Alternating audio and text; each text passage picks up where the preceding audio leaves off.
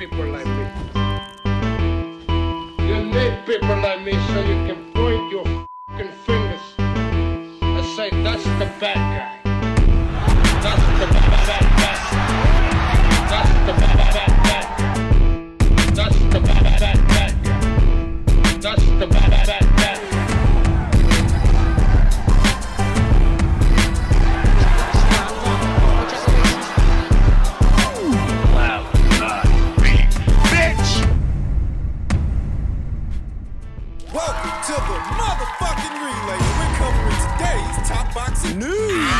Okay, we'll start with this per tweet from Michael Benson. The Liam Smith versus Chris Eubank Jr. rematch has now been postponed again and won't take place on July 1st to allow Smith full recovery from his injury. French-owned Cruz versus Savannah Marshall will now headline the show instead, and it's no longer a pay-per-view. A few passing thoughts. I wouldn't be at all surprised to see Chris Eubank Jr. revisit that Conor Benn fight, it being that Eddie Hearn reacted to this news with an image of their initial meeting, their initial face-off with an hourglass emoji. Things have gone quiet for Conor. The dust has settled a bit. I wouldn't be at all surprised to see this fight materialize as a result of Liam's injury, if I'm being honest. I wouldn't be at all surprised if the rematch between Liam and Chris doesn't happen this year. Frenchone and Savannah take center stage. Being honest with you, I was looking forward to their fight more than the main event, more than the rematch between Chris and Liam. This is an excellent fight where there's a lot on the line. All the marbles at 168 pounds. I remember the initial press conference, Frenchone... She said that they're babying Savannah Marshall, that they're coddling her so soon after a loss, walking into a world title opportunity. I found that comment strange, because if Frenchone wanted to stand on principle, she wouldn't be fighting Savannah. This is a voluntary title defense, you understand. You're volunteering to fight her. You're volunteering to give her a title shot at all the titles at 168 pounds, and I hardly think... You agreed to this. Savannah don't get a title shot. She don't get a shot at all the belts until you give her one. And given the sequence of fights, when you think about it, from going from Clarissa to Frenchone to Jadeja potentially, if Savannah wins. If she becomes this division's undisputed champion, she will adopt Jadeja Green as her mandatory challenger and will have to satisfy her. Stylistically, I feel like Frenchone can give Savannah more problems than Jadeja would, than Jadeja can, because Jadeja, she's a counterpuncher. Kind of puncher, you don't want to go standing in front of her letting the fists fly, because eventually she's going to catch you in between the shots. Savannah, being as tall as she is and as long as she is, she can, at least in theory, keep it long and loose and on the outside, not mid-range, within range of Jadeja's counterpunches. The way it breaks down, Savannah can give Jadeja more problems than Frenchone can. In turn, Frenchone can give Savannah more problems than Jadeja. Boxing math is often funny like that. The Hopkins-Taylor-Pavlik equation. Taylor beat Hopkins, and Hopkins beat Pavlik, and Pavlik beat Taylor. Boxing math is often funny like that. I see a parallel here between young Jadeja, Frenchone, and Savannah. It will be Savannah versus Frenchone that we see first. Savannah's got to create space. She's got to beat those feet, keep it long and loose on the outside, walking Frenchone into punches. You don't want to give Frenchone a stationary target. You want to make her work for her meal. If you stop moving, she's going to catch up to you, and she's going to crowd you. Mid-range to inside. Frenchone Cruz is deadly. I don't think it's Savannah's plan to trade punches with Frenchone within close quarters. I think she's going to use her height and use those long levers to move around, create space, and set up Frenchone. Set her up for something hard. Frenchone's offense in many ways is her defense. Barreling forward, bobbing and weaving, tilting off to one side to bring over big overhand rights, looping rights. Savannah being as tall as she is, she's got to look out for that. The money punch for Frenchone is the overhand right, whereas the money punch for Savannah is the uppercut. Frenchone's going to come in bobbing and weaving, fighting at a slight crouch. She's right there for an uppercut. She's going to be looking to land that overhand right. Savannah's got to mind that right hand, roll, and counter. What she's got to do. I think that Savannah can fight a long-range fight, but I don't think she's going to be able to keep Frenchone out 100% of the time. Roll and counter. Savannah Marshall, being as statuesque as she is, as long as she is, she can really drive that uppercut on an opponent that's coming in at a slight crouch. Turn her hips into it. Do a lot of damage real fucking fast. That's the assignment. This is going to be an action fight. Frenchone Cruz always fights in action fights. And she's gonna make it a fight, whereas Savannah, she's gotta try to keep it a boxing match as much as she can. She can't just sell out and trade punches mid-range to inside every single time. That favors Franchon more than it favors Savannah. She's got to use her height and use her length to her advantage, consistently creating space. Touch Franchon with the jab. Make it hard for her to get in. It's gonna be a good fight. Keep your eyes peeled for that in July. Men's lightweight news on the heels of this weekend's controversial fight. Its controversial outcome, Team Lomachenko petitions WBA, WBC, IBF, and WBO to rank Lomachenko number one at lightweight. Continued coverage of this controversy is ruffling the feathers of a few, just a few, the minority of individuals that think Devin won legitimately. I'm not sorry to say that the world doesn't agree with you. Aegis Klimas, Lomachenko's longtime manager, has contacted the WBA, WBC, IBF, and WBO with the expressed request to have the former three-division titleist ranked number one across the board in the lightweight division. The appeal comes in the wake of the Ukrainian Southpaw's 12-round unanimous decision defeat to the undisputed lightweight champion Devin Haney atop a May 20th ESPN pay-per-view from the MGM Grand Garden Arena in Las Vegas. Cited a crime. Cited a robbery. I don't know that Aegis Klimas and Vasil Lomachenko are going to get anywhere with any of this. In truth, it's not even a big deal to me, the consumer, the fight fan. It's just a common sense argument to me, common knowledge. Sky's blue, pussy is pink, and Vasil Lomachenko got robbed. Yeah. What else is new? This past Saturday in Las Vegas, Vasil Lomachenko challenged undisputed lightweight champion Devin Haney in Las Vegas. Klimas stated in a comment open to all four major sanctioning bodies, the crowd at the MGM and the boxing world reacted to condemn what it believes to be an unfair and unjust decision that denied Loma his rightful victory and his lifetime goal of being undisputed world champion. In similarly worded letters to the WBC and WBO, Klimas pleaded for the 35-year-old Lomachenko to remain the number one contender that he held prior to Saturday's title challenge. Klimas also called for IBF President Daryl Peebles and the WBA's President Gilberto Jesus Mendoza to both elevate Lomachenko to the number one position in their respective rankings. You think they'll do it? Hard to say. They kind of make up their rules as they go along. Here's what we know. This fight's outcome is getting all the wrong attention from all the wrong people. It's not just the fight fans, not just the pundits, not just the pugilists. It's celebrities. It's everybody. While Devin Haney's supporters try and gaslight the world and pretend that nothing's wrong, nothing happened on Saturday, the world is saying no! No, that was a fucking robbery. I know a robbery when I see one, and that's what that was. Without expectation that the decision will be overturned or that the sanctioning bodies will adhere to Aegis Klimas' request, it's still going to be thought of as a robbery. I've seen robberies on this scale, robberies this size, many times in the past, and they generally don't go away. Those hard feelings, they still linger years after. People still consider Chavez versus Whitaker a robbery. Canelo Alvarez versus Gennady Golovkin won. Still call it a robbery, even though Canelo Alvarez won legitimately in the rematch. It was also suggested that Lomachenko's team will file an official protest with the Nevada State Athletic Commission. Such decisions are rarely, if ever,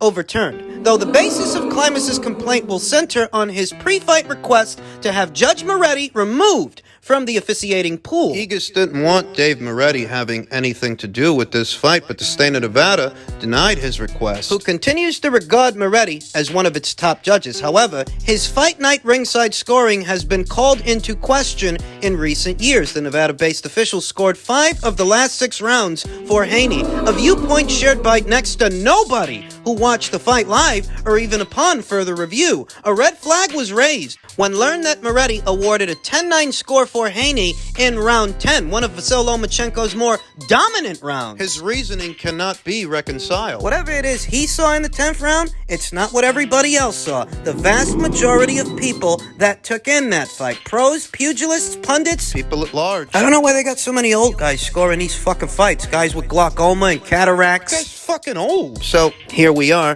While a protest with the Nevada Commission is likely a non-starter, there is motivation for Klimas to have Lomachenko favorably ranked with at least one sanctioning body, it is widely believed. that Haney will move up to the 140-pound junior welterweight division, such a move would result in his abdication of the lightweight championship throne. The WBA is already spoken for, as Davis would become full title holder by default. That would leave the WBA, IBF, and WBO titles. I think they meant the WBC. Proofread the article, Jake. Jesus Christ. God. Titles up for grabs. Though two already have established mandatory challengers, the IBF continues to recognize Lemos as its top contender, and as stated, I don't know that much of anything is going to come from this, which will only embolden the rage, the outrage associated with this controversy, because that's what it is. You can't suppress it, try as you might. It's only a small pocket, a small pool of individuals that think Devin won that fight legitimately. And you can't ignore them. Not saying I'm expecting Team Lomachenko to get anywhere with all of this, so much as this will be remembered as a robbery akin to Whitaker Chavez, the Canelo Golovkin one. Devin won't get any credit for this. Devin, who they often like to compare to Floyd Mayweather. And the funniest thing about Floyd was, in situations like this, he'd run it back with the guy. He'd give the guy another shot, a rematch, whereas Bill Haney and Devin Haney... They're saying no rematch. They're saying they might move up to 140. So if you really wanted to emulate Floyd, if you really wanted to emulate Money May, you'd be offering this guy another shot. You'd be offering him a rematch, like Floyd offered Castillo a rematch, like Floyd offered Maidana a rematch. You'd offer Lomachenko a rematch if you really want to be this era's Mayweather. A rematch with Haney seems unlikely. Lomachenko's team will continue to pursue all avenues to ensure his place in the front of the line for any belt that becomes available. Loma was denied his victory in the ring on Saturday, claimed Klimas. He deserves the opportunity to get another chance at realizing his goals as soon as possible. If he even still has the spirit to pursue them. It's hard to recover from a blow like this, being hard done when you fought your fucking ass off and everybody thinks you won and they take the decision from you. Fighting a bigger, younger man who everybody feels you outworked. Everybody feels you beat him. It's unfortunate.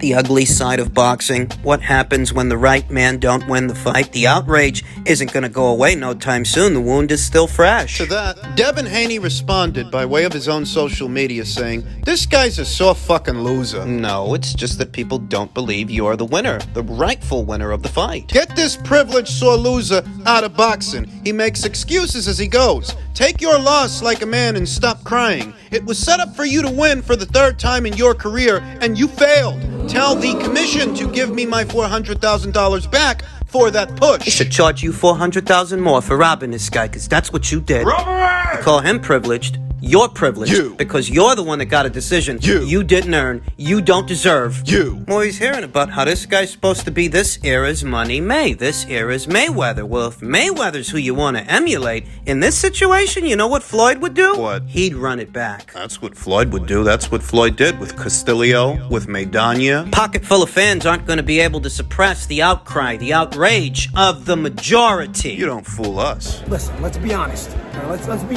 frankly honest. Let's go there. Let's go where nobody wants to go. All right. The small percentage of people that still had Haney winning the fight and are happy that Haney got this decision are the ones that are happy the white guy lost. That's it. That's the small percentage of people. Because even most everybody, black, white, Spanish, everybody I've talked to, and you see them in public, you see them even publicly stating things, all have Lomachenko winning the fight. If you have Haney still winning the fight, aside from the three judges, which we know are in the bag, right? Aside from them. It's not that Paulie Malignaggi isn't talking about something real. He is. Something that exists. It's that what Paulie's talking about is really a group within a group. Yeah. A substrata. Hyper-tribalistic individuals who view boxing through that lens and only really care about the white guy losing. I mean, there are guys like that. I sometimes see them in my comments. I don't spend too much time on them because they're just a small group within a small group, a substrata that's hardly worth the time. Though if I had to address those individuals, the most that I would say is, If all you care about is Devin getting that decision, what we think shouldn't bother you. we as in me as in anybody not of your tribe, since these sentiments are mostly motivated by tribalism and viewing the sport through that lens, you shouldn't care what I think. If I call it a robbery, what's it to you? Oddly enough, the ones most comfortable with Saturday's outcome are the ones doing the most arguing. Whenever they hear somebody say that, the fight's outcome was a robbery, which at this point is common sense. Yeah. Everybody knows, mostly everybody feels the same way. Irrespective of tribes. To those few individuals, those hyper-tribalistic individuals, You don't represent the majority because you ain't got the numbers. the vast majority of people, irrespective of where they're from and what they look like, most of them, they think that fight was a robbery. So if you find yourself in the comments section under a video like this one arguing about how it wasn't, it must be because you're looking for validation. It must be because you're hoping you can convince people to agree with you and your view, but they don't. And there's so many of them. You can't suppress or ignore them by being disingenuous and making fallacious arguments. Some guys outright lie, and we'll talk about that in my next video. You ain't got the numbers. Not on your side, though I think it's a bold leap for Paulie to make a generalization like that in reference to anyone and everyone who says they scored the fight for Devin. Some of these folks, some of them, I don't think it's necessarily tribalism, not with all of them. Some of them just want to be right. Because they picked him beforehand and they want to pretend that the prediction stuck, even if most people disagree,